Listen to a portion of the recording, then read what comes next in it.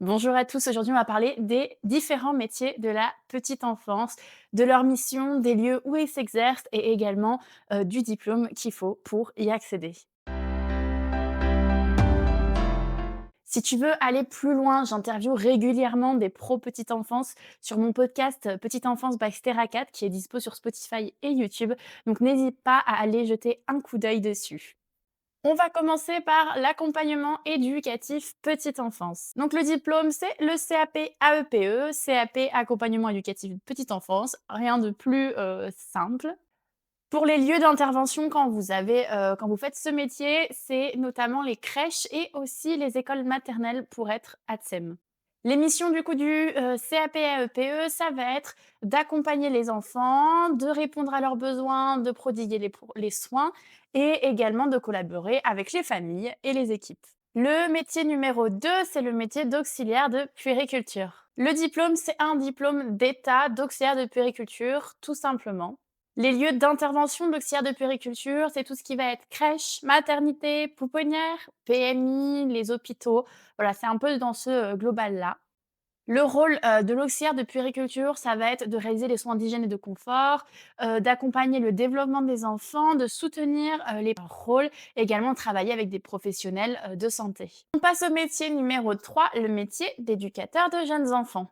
Comme pour le métier d'auxiliaire puériculture, c'est un diplôme d'État qui s'appelle le DEEJE. Les lieux d'intervention sont très larges, mais pour vous en citer quelques-uns, crèches, IME, hôpitaux, PMI aussi, RPE, direction. Les missions de l'EGE, c'est accompagner, le développement de l'enfant, concevoir, mettre en place des projets, soutenir la parentalité et coordonner des actions en équipe. Le quatrième métier, ça va être le métier d'assistante maternelle. Le diplôme, il y en a pas vraiment, il vous faut juste un agrément, délivré par la PMI et une formation qui est obligatoire de, je sais plus exactement le nombre d'heures, mais voilà, de quelques heures. Bah, le lieu, c'est, soit à domicile, soit en MAM, maison d'assistante maternelle, donc des regroupements. Vous pouvez aussi, en tant qu'assistante maternelle, travailler dans des crèches, qui ont certaines places pour, les asthmates. Les missions, de la SMAT, ça va vraiment être d'accueillir les enfants dans un cadre familial, de, soutenir, leur éveil, de proposer des activités adaptées et de collaborer avec les parents. Le cinquième métier que je vais vous présenter, c'est le métier d'auxiliaire parental slash baby-sitter nounou à domicile. Voilà, le vrai nom, c'est auxiliaire parental, mais pour que vous compreniez, c'est ça. Au niveau du diplôme, il y en a pas. Vous pouvez en avoir, c'est un gros plus, mais vous pouvez totalement ne pas en avoir et faire quand même ce métier. Le lieu, bah, c'est clairement le domicile des familles, c'est vous qui vous déplacez chez eux. Les missions, c'est s'occuper des enfants à leur domicile, créer un cadre rassurant et bienveillant, accompagner le rythme de vie de la famille et assurer le bien-être des enfants. En sixième métier, on a le métier d'infirmière de puériculture. Donc, ce métier, il vous faut encore un diplôme, d'État, du coup, d'infirmière et une spécialisation en puériculture. Le travail, d'une infirmière de puériculture peut se faire en PMI, en hôpitaux, en maternité, mais également en crèche. Les missions, c'est assurer le soin et la prévention auprès des enfants, suivre le développement global et psychomoteur, accompagner les parents, mais également avoir un rôle de direction, par exemple quand on est en crèche. Le septième métier, c'est l'agent territoriaux spécialisé des écoles maternelles, donc le métier d'ATSEM. Donc le diplôme pour y accéder, donc comme je vous ai parlé avant avec le CAP, donc vous pouvez y accéder avec le CAP AEPE et en plus, il y a un concours, territorial, de la fonction, du coup, qui est un gros plus quand même pour accéder à ces postes-là. Les lieux d'intervention, il y en a pas 600, c'est clairement les écoles maternelles.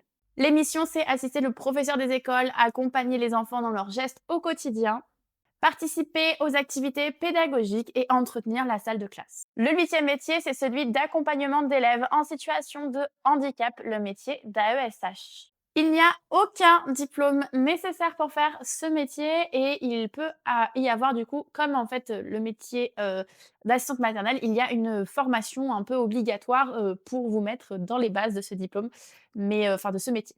Du coup, les lieux d'intervention, c'est vraiment toutes les écoles, qu'elles soient, maternelles, primaires, collèges ou lycées.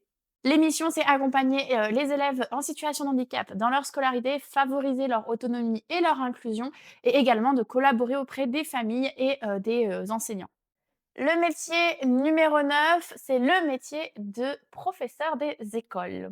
Donc, il me semble pour le diplôme que c'est un bac+5 avec un master MEEF et le CRPE. Petit disclaimer, il est possible que je me trompe dans cette vidéo pour les métiers dont je ne suis moins renseignée. J'ai fait mes recherches sur internet, donc j'espère que ça va répondre correctement. N'hésitez pas à me dire si jamais je fais une petite erreur. Ça peut arriver, je ne suis pas parfaite. Les lieux d'intervention, ça va être les écoles maternelles et les écoles élémentaires. L'émission, ça va être enseigner les apprentissages fondamentaux, accompagner le développement global de l'enfant, créer un cadre d'apprentissage bienveillant et collaborer avec les familles et les équipes. Enfin, notre 10e et avant-dernier métier, ça va être le métier de psychomotricien. Donc le diplôme, c'est un diplôme d'état de psychomote. Il me semble que c'est un bac+3. Et les lieux d'intervention, ils sont très très larges. Ça peut être en crèche, en hôpitaux, en IME, aussi en libéraux. L'émission accompagner le développement moteur, émotionnel et relationnel de l'enfant.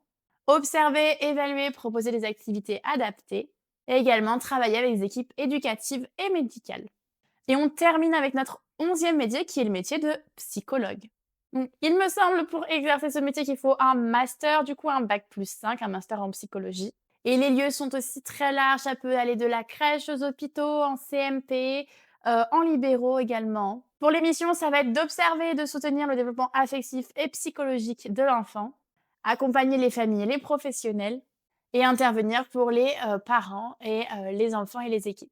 Voilà, ce tour d'horizon des métiers de la petite enfance est fini. Comme expliqué au début de la vidéo, c'est vraiment une vidéo très introductive, vraiment un petit tour d'horizon. Si vous voulez approfondir les métiers, n'hésitez pas à aller écouter le podcast.